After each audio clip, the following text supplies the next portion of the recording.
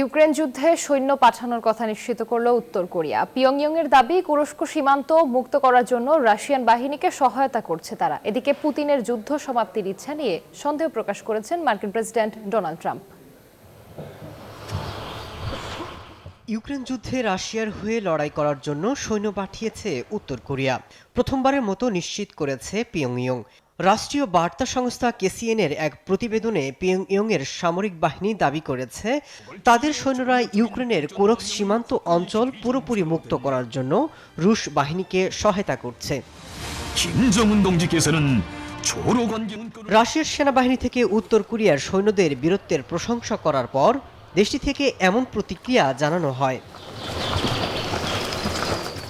এর আগে ট্রাম্প সন্দেহ প্রকাশ করেন রাশিয়া শান্তি আলোচনায় প্রস্তুত নয়। রাশিয়ার সেনাবাহিনী দেশটির কুরস্ক অঞ্চল পুনর্দখলে নেওয়ার দাবিও করেছে। এরই মধ্যে মার্কিন প্রেসিডেন্টের দাবি, কিয়েভ হয়তো ক্রিমিয়া ছেড়ে দিতে প্রস্তুত। এদিকে নতুন করে রাশিয়া ইউক্রেনের উপর বিমান হামলা চালিয়েছে। এতে অন্তত 4 জন নিহত হয়েছে বলে জানিয়েছে মস্কো। মাসুদ রানা, নিউজ 24।